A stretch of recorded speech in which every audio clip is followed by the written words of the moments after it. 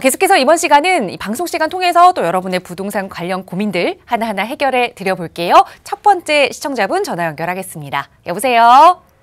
네, 여보세요? 네, 안녕하세요. 네, 안녕하세요. 네, 시청자님 어느 지역 부동산 좀 고민 가지고 계세요? 예, 저희가 지금 주택을 2개를 보유를 하고 있는데 네. 하나는 2013년 5월쯤에 종암동의 삼성 레미안 아파트 1차를 샀고요. 네. 그리고 2017년 12월에 목동 삼성 아파트를 샀어요. 네. 네, 근데 지금 이제 1가구 2주택, 이 일시적 1가구 2주택이 3년 안에 이제 한 주택을 처분을 해야 돼서 네. 그래서 지금 종암동 아파트를 팔까 하는데 언제쯤 매도를 하는 것이 좋을지 해서요. 네, 알겠습니다. 지금 일시적인 2주택 상황이시고 성북구 종암동에 삼성 레미안 1차 아파트 하나 그리고 목동에 삼성 아파트 하나 이렇게 보유를 하시는데 거주는 지금 어디 하고 계세요? 종암동에 있어요. 알겠습니다. 지금 미리 처음에 매수를 하셨던 종암동에 거주까지 하고 계시고 자 이걸 좀 어떻게 세제 혜택 받을 수 있을지 살펴보도록 할게요. 대표님과 인사 나눠보세요. 네, 안녕하세요. 네, 안녕하세요. 네, 반갑습니다. 네. 현재 네. 반갑습니다. 네네. 그 목동 삼성 아파트를 2017년에 구입하셨다고 그런 거죠? 네네. 2017년 그러면 아직까지는 네. 일시적 2주택이신 거네요. 그죠? 네네. 그 종암동의 앞 삼성 레미안은 그 종암경찰서 뒤편에 있는 거 말씀하시는 건가요? 네, 맞아요. 이거는 언제 구입하신 거라고 그러셨죠? 2013년 5월이요. 2013년 5월. 네. 2013년에 구입하셨으면 구입 시기는 상당히 좋네요. 네. 가격이 지금 많이 올랐을 것 같아요. 그렇죠? 네, 구입했을 때보다는 좀 많이 오른 것 네, 같아요. 왜냐하면 전체적으로 그때가 거의 뭐 바닥을 향해서 가고 있는 상태에서 진입을 하셨고 네. 우리가 흔히 부동산을 할 때 이런 얘기 하잖아요. 바닥에서 사서 네. 잘 꼭대기에서 팔면 좋다. 네. 근데 어떻게 보면 지금 딱 그 시점이신 것 같아요. 우연의 일치인 건지 아니면 분석을 해서 들어가셨는지 모르겠지만 네. 그러니까 매수 타이밍이 너무 좋았어요. 네. 그리고 지금 문제는 매도 타이밍이잖아요. 매도 타이밍이고 지금 시기는 좋은데 시기상으로는 약간 조금 늦었어요. 사실은 한 10월 달 정도에 그냥 과감하게 좀 처분을 하셨으면 네. 거래가 상당히 좋았을 것 같은데 지금은 거래량이 조금 완전히 그 잠긴 상태라. 네. 근데 어쨌거나 매도 타이밍은 지금이 좋으신 거고요. 네. 특히나 그 2017년에 추가적으로 주택을 구입하신 거잖아요. 네. 그럼 이게 2020년, 그러니까 17년 몇 월이에요? 네, 2017년 12월이요. 2011년, 17년 12월이요? 네. 그럼 2020년 12월까지, 그러니까 그 목동 삼성 아파트를 등기하기 전날 있잖아요. 네. 등기한 전날까지만 이 종암동에 등기가 이전되면 돼요, 타인한테. 네.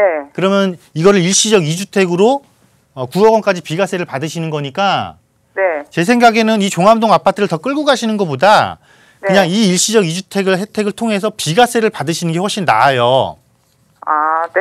왜냐하면 네. 종암동의 아파트가 사실은 실거주 중심을 기반으로 하고 있는 곳이지 이곳이 네. 투자성을 갖추고 있는 아파트라고 보기에는 조금 어렵잖아요. 지금처럼 최근에 2, 3년처럼 주택시장이 크게 움직여줄 때나 가격 변동성이 큰 거지 그렇지 네. 않으면 그냥 잔잔하게 그냥 안정성만 유지했던 곳이란 말이죠. 그죠? 네. 네, 그렇기 때문에 이거는 내가 네. 세금을 한 푼도 안 낼 수 있는 게 비과세 제도잖아요. 네. 이 제도를 활용해서 반드시 처분하시면서 그 목동 삼성 네. 레미안으로 입주를 하시면 될 것 같아요. 혹시 뭐 동북선이 뭐 있다고 하는데. 동북선이 이쪽으로 들어가는 게 이제 6호선 고려대 쪽으로 들어가는 거니까 네. 이 종암 삼성 아파트는 어떻게 보면은 지금이 가장 좋은 가격이 가장 좋은 시세를 형성하고 있는 거예요. 그래요? 네, 그래서 차라리 이걸 비과세 받고 처분하고 목동 삼성 네. 들어가고 이제 여유 자금이 남으면 네. 그 자금을 가지고 투자 목적에 맞는 부동산을 투자하시는 게 맞아요. 네, 그렇게 정리해 드릴게요. 네, 알겠습니다. 네. 네, 2020년에 등기하기 바로 전날까지 종암동에 이 아파트를 처분하시는 걸로 이렇게 비과세 혜택을 받는 것이 더 좋겠다라는 말씀 드렸으니까요. 그 타이밍에 맞춰서 매도 시기 잡아보시기 바랍니다. 자, 시청자 여러분들의 부동산 관련 고민 상담 서울지역번호 02-2638-3948번 무료 전화 통해서 도움드리고 있고요. 계속해서 다음 시청자분 연결해 보겠습니다. 여보세요? 예, 안녕하세요. 네, 안녕하세요. 반갑습니다. 예. 네, 시청자님 어느 지역 부동산 좀 자세히 살펴볼까요? 저기 강서구 쪽을 내가 지금 보려고 그러는데 돈이 네. 얼마 안 돼갖고. 네. 예. 그래서 좀 자문 좀 들어볼까 하고. 네. 강서구 쪽을 말씀하셨는데 투자 목적으로만 보고 계세요? 예. 실제로 살진 예. 않으시고? 예. 알겠습니다. 여유자금은 어느 정도 생각하고 계세요? 여유자금 네. 어느 한 정도? 3억 5천밖에 없어요. 그런데 네. 땅이 좀 있어서 그걸 팔아가지고서로 같이 보태서 할까. 네. 여유자금이 지금 3억 5천이 있으시고 여기에 네. 조금 더 추가로 보탤 수 있는 돈이 땅을 팔아서 또 더 투자를 네. 하실 수 있다. 굉장히 큰 금액인 것 같은데요. 자, 어떻게 투자 계획 세우면 좋을지 한번 대표님께 여쭤볼게요. 인사 나눠보세요. 네, 안녕하세요. 예, 안녕하세요. 네, 반갑습니다. 예. 네. 예. 아니, 여유자금, 처음에 돈이 얼마 없어요. 그러시더니 여유자금이 3억 5천만 원이세요. 그게 많아요. 아, 그럼요. 서울인데. 많은 돈이죠. 예. 그거면은, 예. 예. 물론, 내가 더 크게 추구하는 거에는 미치지 못할 수 있겠지만은, 내가 생각만 달리하고 방향성만 다시 정하면은, 네. 또 더 많은 것을 또 소유할 수도 있는 그런 구조도 갖출 수 있어요. 아, 그런데 그래요? 여기서는 투자에 있어서 가장 중요한 것을 우리가 한번 살펴볼게요. 예. 투자라는 거는 우리가 가장 중요한 게 한 세 가지 정도가 있다라고 보시게 되면 내가 투자를 하려고 생각을 했다라는 것 자체보다도 내가 이 투자를 무엇 때문에 하는지 목적을 먼저 수립하셔야 돼요. 예. 그러니까 조금 정확한 목적. 예를 들어서 내가 3억 5천 갖고 투자를 할 거야. 그렇게 생각을 했을 때 내 목적이 차익 중심인지 수익 중심인지에 따라 달라질 수도 있는 거잖아요. 그죠? 예. 그리고 두 번째 중요한 게 뭐냐면 이 목적에 맞춘 내가 어떻게 계획을 세울 거냐가 중요해요. 그래서 이 계획에는 여러 가지가 있어요. 입지적인, 그러니까 어떤 입지를 보고 어떤 입지를 어떻게 공략할 것인지, 또 상품의 종류를 어떻게 공략할 것인지, 또한 금액적인 부분도 어떻게 할 것인지. 근데 지금 가장 중요한 금액은 이미 말씀을 하셨단 말이에요. 그죠? 예. 예. 그리고 마지막 중요한 세 번째가 뭐냐면 아무리 좋은 목적과 아무리 좋은 계획이 있어도 내가 실행하지 않으면은요, 내 것을 만들 수가 없어요. 예. 그죠? 그러니까 반드시 실행까지 이루어지는 이 3단계가 체계적으로만 이루어지면 되는 거고. 근데 네. 일단 입지, 지역 선택하셨고 금액까지 네. 다 나왔단 말이에요. 예. 그럼 이제 문제는 종류예요. 예. 종류면은 내가 선호하는 종류를 선택하기 위해서는 우리가 차익형과 수익형을 나누면, 자, 차익형의 대표적인 상품은 아파트. 그죠? 예. 수익형의 대표적인 상품은 상가나 오피스텔이나 소형주택. 어떤 걸로 방향을 잡으셨던 거예요? 나는 그냥 아파트, 상가도 괜찮을 것 같은데. 상가도. 그러면은 네. 내가 갖고 있는 금액 중에 근데 네. 거기 상가가 네. 지금 많이 놀고 있다고 하는 것 같던데. 자, 그러니까 이제 분석을 잘 해야죠. 그래서 상가는 더 어려운 거예요. 그러면 놀고 있지만, 지금은 놀고 있지만 이곳이 수요가 충분히 형성될 수 있는 곳인지, 아니면 이 상권이 확장할 수 있는 곳인지, 그러려면 그곳에 유동인구뿐만 아니라 상주인구도 많아야 되는 거예요. 그러면 강서구에서는 지금 어디가 중심지로 막 가고 있는 거냐면은 마곡지구예요. 발산역, 네, 마곡역, 마곡나루역, 양천, 아들딸이 거기 향교역. 살아요. 예? 아들딸이 마곡지구에 네. 산다고. 그러면 지금 이쪽에는 계속해서 끊임없이 인구가 유입되고 있단 말이에요. 예. 그러면 상가를 하건 오피스텔을 하건 소형주택을 하건, 왜냐하면 어차피 이 지역에 들어오는 수요자들은 거의 대부분이 3인 가구 미만이란 말이에요. 예. 젊은 층, 첨단 업무지구고 연구단지 중심으로 이루어져 있으니까 이런 예. 특성을 잘 살린다면 이것이 맞고, 그게 아니고 내가 차익형으로 접근한다. 차익형으로 접근해서 아파트를 볼 경우에는 금액이 조금 모자랄 수도 있어요.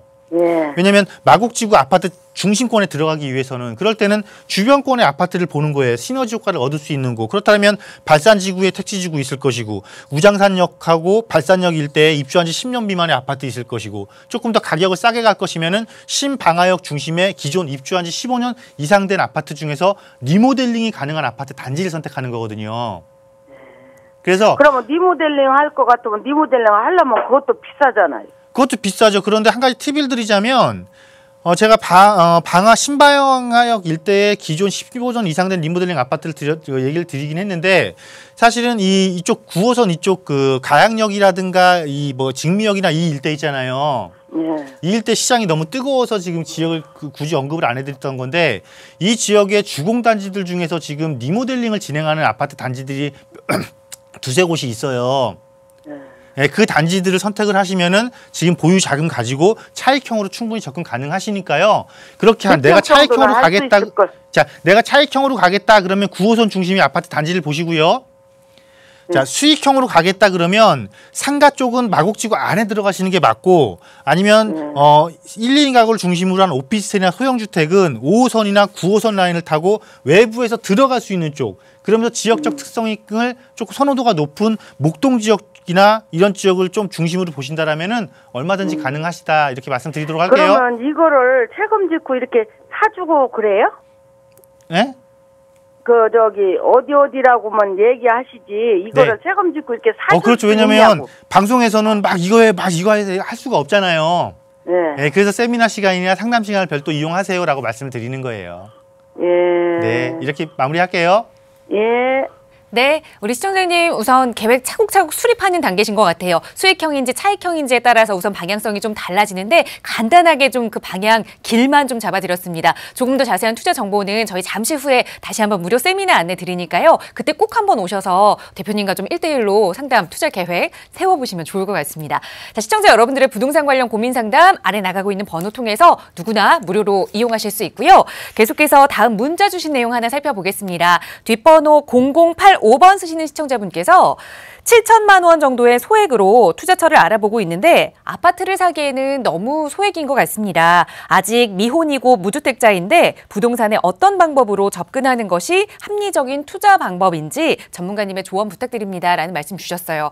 다들 겸손해지셨어요. 자, 7천만 원의 소액 투자. 자, 어느 쪽으로 좀 접근하면 좋을까요, 대표님? 자, 아직 미혼이고 금액은 7천만 원을 말씀해 주셨고 아직 미혼이라고 또 말씀을 해주시면서 무주택자라고 말씀을 하셨어요. 그러면 우리가 무주택 그러면 뭐부터 떠오르냐면 청약부터 떠오르거든요.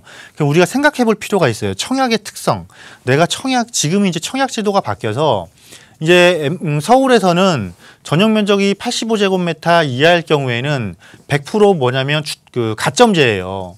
그럼 이 가점제는 뭐냐면은 무주택 기간이 길어야 되고, 근데 무주택 기간은 30세 이상부터 치거든요. 무주택 기간이 길어야 되고, 통장 가입 기간도 길어야 되고, 부양 가족이 많아야 일정한 높은 50점 이상의 가점을 형성해서 내가 당첨 기회가 생기는데, 그렇지 않고 나이가 조금 젊은 상태에서 무주택 기간도 짧고, 예를 들어서 청약 통장 기간도 짧고, 또 부양 가족도 없다 그러면 사실상 이 가점제에 진입하기가 어렵거든요. 그래서 우리가 이거 생각해야 됩니다. 보편적으로 우리가 흔히 하는 말 있잖아요. 대를 위해서 소를 희생해라. 근데 내가 현재 무주택이 이게 된지 손지는 분명히 구분을 해야 됩니다. 지금 젊으신 나 혼자 미혼이면서 나이도 아직 젊고 무주택 기간도 짧을 경우에는 내가 이 무주택이라는 이게 대가 아니고 사실 소라는 걸, 그러니까 소로 바뀌는 거예요, 입장이. 왜냐하면 가점 들어가면서 당첨 확률이 적으니까. 그럴 때는 그러면 내가 대로 생각했다는 거를 너무 머릿속에서 생각하다 보면은 정작 빨리 이루어낼 수 있는 것도 이루어내지 못하는 상황이 발생할 수 있거든요. 그래서 첫째, 무주택에 지장 안 받고도 내가 투자를 할 수 있는 그런 방법을 생각해 볼 수가 있겠죠. 무주택과 상관없이 투자를 할 수 있는 방법. 그게 뭘까요? 그러면은 보편적으로 우리가 주거용 오피스텔을 들 수 있어요. 주거용 오피스텔은 내가 투자를 하더라도 청약시장으로 갔을 때는 이거는 언제 주택수로 따지는 거냐면 양도소득세를 계산할 때 주택수로 따지는 거지 일반적인 상태에서는 계속 무주택자거든요. 오피스텔이기 때문에. 그러면 이렇게 투자를 해놓으면 무주택 유지하면서 청약시장의 조건을 내가 맞춰가면서 투자를 할 수 있는 거고 그것도 힘들다. 그것도 힘들겠다 그러면 알시당초 포기하는 겁니다. 무주택 청약 당첨 기회를 포기하는 대신에 내가 그것보다 훨씬 더 많은 이익을 얻을 수 있는 곳으로 가면 되는 것이죠. 서울시에서는 너무나 그런 것들을 자세히 알려주고 있거든요. 3도심을 만들어 놓고 이 3도심을 어떻게 육성을 하겠습니다. 또 7개의 부도심을 만들어 놓고 3도심을 보좌하는 이 부도심을 더욱더 3도심 못지않게 만들겠습니다. 벌써 이것만 해도 10곳입니다. 그러면 이 10곳 중에서 내가 7천만 원 갖고 할 수 있는 곳 많다라는 것이죠. 여러분 강남 7천만 원으로 투자 못 하실 것 같으세요? 7천만 원이면 강남도 얼마든지 투자 가능한 곳입니다. 다만 용산을 들어가기에 조금 금액이 부족한 것이지 7천만 원이라는 금액 작게 생각하지 마시고 이러한 큰 틀을 생각하시면서 무엇이 나한테 이득인가를 빨리빨리 따져서 지금 한시라도 빨리 진입을 하신다라면은 이 작은 자금을 지금은 작은 자금으로 생각을 하겠지만 얼마든지 2배, 3배 큰 자금으로 단기간에 키울 수 있겠다라고 정리해 드리도록 하겠습니다. 네, 우선 무주택자의 그 지위를 유지할 수 있는 방안을 또 하나 팁을 드렸습니다. 주거용 오피스텔에 진입을 해본다면 그 자격도 유지하고 또 여러 가지 또 혜택까지 받아보실 수 있다, 수익 누리실 수 있다는 말씀 드렸으니까요. 조금 더 자세한 상담 원하신다면 아래 나가고 있는 전화번호 통해서 문의 주세요. 자, 시청자 여러분들의 부동산 관련 고민 상담 무료로 도움드리고 있고요. 계속해서 다음 시청자분 전화 연결해서 또 말씀 이어갈게요. 여보세요? 여보세요? 네, 여보세요? 네, 안녕하세요. 네네. 네, 시청자님 어떤 고민 오늘 좀 가지고 계세요? 네, 안녕하세요. 네, 시청자님 잘 들리세요? 네, 잘 들립니다. 네, 오늘 어떤 고민 좀 가지고 계신가요? 네, 저희 집이 강나루 현대 2차 아파트라고 가양역에 있거든요. 네. 가양동. 네. 시청자님 혹시 지금 TV 시청하고 계신가요? 예, 그러면 줄였습니다. 소리는 가장 적게 0으로 해주시고 저희 전화 통화로 방송 이어갈게요. 네네네. 네, 다시 한번 말씀해 주실까요? 예. 저희 집이 강나루 현대 2차 아파트 가양동에 있습니다. 네네. 구입년도는 2016년 네. 9월에 매입을 했어요. 네. 그래서 이제 2년 한 3개월 지났는데, 향후 전망하고, 네. 매도 시기 같은 걸 좀 알고 싶어서 전화드렸습니다. 네, 알겠습니다. 지금 가양역 바로 근처에 있는 강나루 현대 아파트에 살고 계시는 거지요? 네, 맞습니다. 알겠습니다. 이거 향후 전망에 따라서 매도를 해야 될지 한번 살펴볼게요. 대표님과 인사부터 나눠보세요. 네, 안녕하세요. 안녕하세요. 네, 수고 많으십니다. 네, 네. 일단 입지랑은 제가 지금 체크를 해놨고요. 예. 가양역 9호선 급행역이고 아마 소형 평수에 대한 수요자는 상당히 많은 곳이에요. 네네. 네. 그래서 지금 예를 들어서 30평대 이하에 거주하시는 거라면 어쨌건 9호선으로서 마곡지구의 업무단지를 들어서는 급행역이 서는 곳이기 때문에 지금부터 조금 더 추가적으로 보유를 하셔도 될 것 같고요. 가양역이니까. 네네. 만약에 보유하고 계신 평수가 대형 평수라면 지역의 현황과는 조금 안 맞으니까 이거는 갈아타는 걸 좀 고민하셔야 될 것 같은데 지금 거주하고 계신 평수는 몇 평 정도 되는 거예요? 43평이에요. 43평이요? 네네. 43평이면은 사실은 이 지역의 특성하고는 조금 안 맞아요. 왜냐하면 이곳은 교통망을 중심으로 해서 젊은 층들이 직주 근접을 갖춘 편리성 때문에 선호하는 지역이고 40평대 이상 이제 중대형으로 가면은 어떤 조건을 요구하게 되냐면 단지 내에 커뮤니티 시설을 요구하게 되고 주변의 환경 그 녹지 공간을 요구하게 되고 아니면 조망권이라든가 주변의 편익 시설을 상당히 고급적인 편익 시설을 요구하거든요. 근데 이 지역이 대형 평수가 힘을 못 쓰는 가장 큰 이유가 제가 말씀드린 이 세 가지를 갖추고 있지 않기 때문에 그런 거거든요. 그래서 그러니까 가성비는 상당히 좋죠. 대형 평수가 소형 평수랑 가격 차이가 별로 안 나기 때문에 비슷한 금액으로 내가 큰 평수를 거주하는 거주 만족도는 높일 수 있지만은 투자적인 측면이라든가 어떻게 자산 증식적인 측면에서는 조금 지역의 특성과는 안 맞다. 그래서 내 목적만 그러니까 내가 더 이상 여기 거주할 이유가 없다라면 특별한 목적이 없고 내가 투자성까지 생각을 하신다라면은 조금 갈아타시는 게 어쩌냐라는 의견 드리겠습니다. 네네. 네, 우선 매도 의견 드렸습니다. 평형이 너무 크기 때문에 이 지역 특성과 안 맞는다. 그래서 새로운 곳 매수지 생기신다면 언제든 다시 한번 저희에게 연락 주시기 바랍니다. 계속해서 빠르게 다음 시청자분 또 상담 이어가죠. 여보세요? 네. 네, 안녕하세요. 네. 네, 오늘 어떤 고민 좀 가지고 계신가요? 예. 제가 지금 도봉구 방학동에 ESA 아파트 거주를 하고 있고요. 네. 2016년 6월에 분양을 받아서 이제 입주를 시작하는 상도 노빌리티 그 아파트를 지금 거주를 해서 이사를 할까 아니면은 임대사업자로 등록을 할까 지금 생각하는 게 네. 그쪽이 지금 감면 준공공을 해서 10년 동안 임대사업자 등록을 하면은 양도세가 100% 면제가 된다 그런 얘기를 들은 게 있거든요. 네. 그래서 그쪽으로 이사를 해야 되는지 아니면 임대사업자 등록을 해야 되는지 그걸 여쭤보고 싶어서 전화를 드렸거든요. 알겠습니다. 지금 현재는 이 도봉구 방학동에 ESA 아파트에 거주를 하고 계시는데 바로 입주 예정인 상도동의 이편한 세상 상도 노빌리티 아파트 이제 분양권을 가지고 계시는 것 같아요. 이거를 임대사업 등록을 할지 아니면 내가 그쪽으로 거주를 해야 할지 한번 그 양도세 이야기 나눠보죠. 아니면은 이쪽에 지금 ESA 아파트도 지금 기준시가가 6억 이하라서 임대사업자 등록도 가능한 것 같더라고요. 네. 두 쪽에서 어느 쪽을 임대사업자 등록을 하는 게 더 나은지. 아, 네. 지금 가지고 계시는 두 개의 주택 중에 어떤 걸 임대사업 네, 등록하면 좋을지. 네, 알겠습니다. 매도를 하면 세금이 좀 많이 나올 것 같아갖고요. 네. 대표님께 한번 여쭤보죠. 네네. 인사부터 나눠보세요. 네. 네, 안녕하세요. 네, 안녕하세요. 네, 반갑습니다. 네, 여쭤볼게요. 이게 지금 상도 1구역 재건축한 건데 네, 대림 아파트. 원래 이게 조합원이셨어요? 아니에요, 분양받았어요. 분양받으셨다고요? 네네. 그러면은 이게 지금 등기가 언제죠? 이제 14일부터 입주 시작해요. 12월 14일. 그럼 이제 아직 등기 안 분양받으신 거니까 이제 등기를 하면은 네. 주택이 되는 거고. 예, 예. 방학동의 아파트는 언제부터 보유하신 거예요? 12년 됐어요.